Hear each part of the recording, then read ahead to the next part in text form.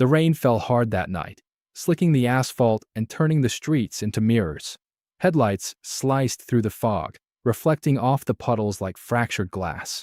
Somewhere in a dimly lit garage, a group of men hunched over a machine, eyes wide, hands trembling. They weren't just building an engine. They were building something that would terrify the insurance industry, rattle Wall Street, and haunt the dreams of anyone who dared to race against it.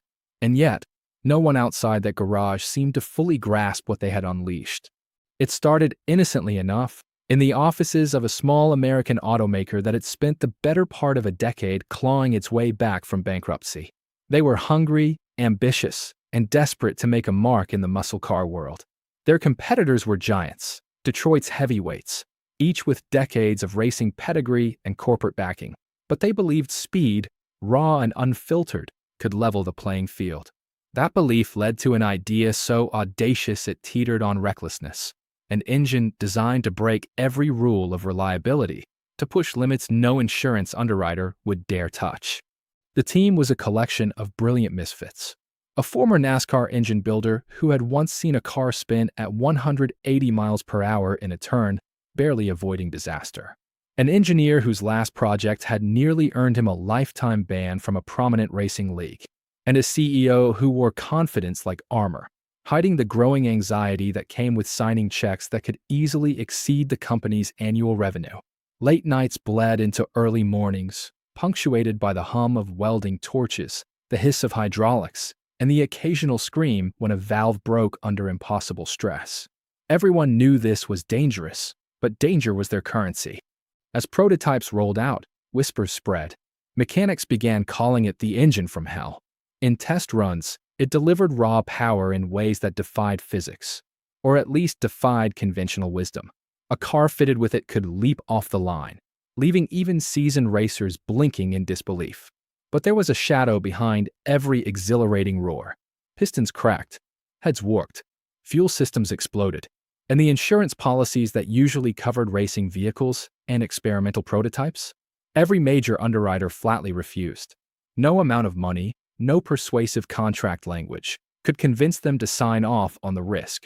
The first public demonstration was meant to be a victory lap, a statement to the world.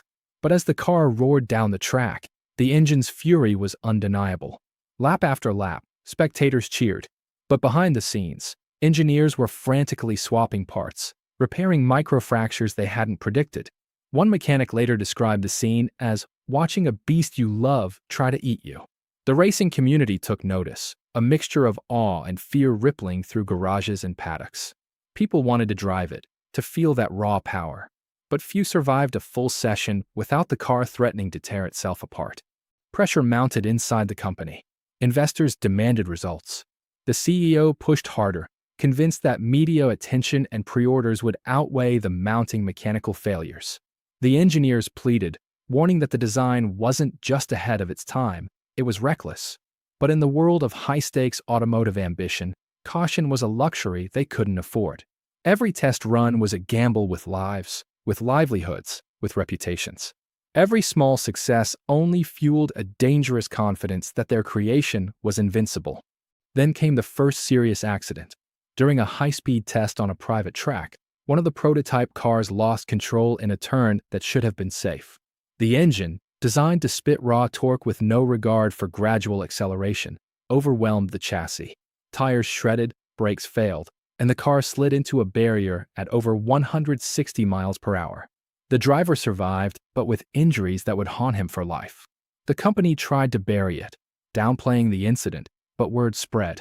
Racing forums lit up with speculation. Safety regulators began asking questions. And most critically, insurers began reinforcing their stance. Any vehicle with that engine was simply uninsurable. Public fascination collided with growing horror.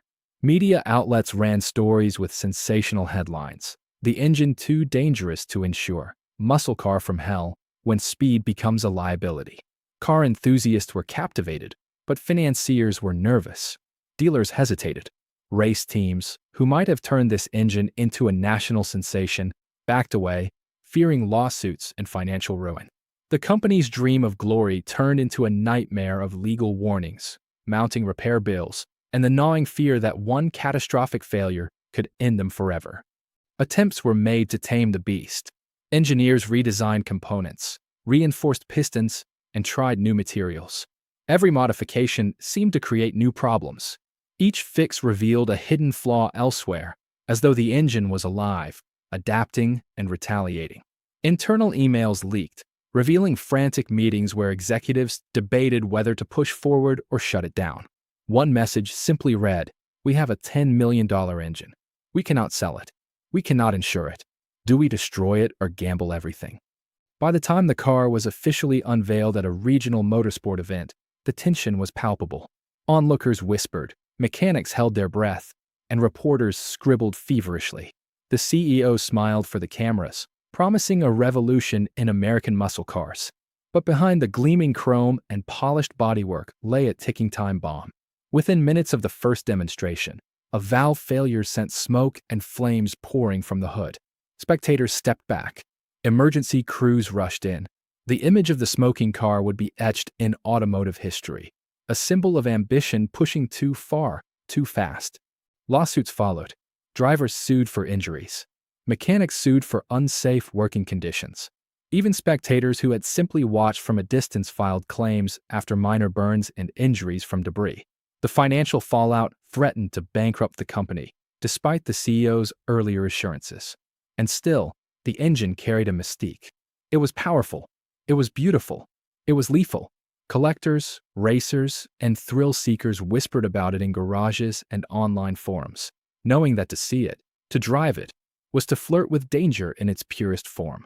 Eventually, the engine was quietly retired. Some prototypes were destroyed, others locked away in warehouses under tight security. But rumors persisted. One engineer claimed he had hidden a working version in a private collection. Another driver hinted at secret test runs on abandoned airstrips. Enthusiasts speculated endlessly. Had anyone managed to tame it? Could it still exist, somewhere, waiting to roar again? The legend persists because no one truly knows. Insurance companies refused coverage, investors walked away, and regulatory agencies quietly documented their concerns. Yet the engine's story lives on, in whispered conversations in garages, in online videos showing smoke and sparks, in the awe of anyone who has ever felt the intoxicating thrill of unbridled power. It's a ghost of ambition and recklessness, a reminder that some machines are too dangerous to touch, and some dreams are too explosive to survive the daylight. And maybe, just maybe, somewhere, deep in a hidden corner of America, one of these engines still waits. Silent, dormant, but alive, ready to remind the world why some power can never be contained, and why some legends are too dangerous to insure.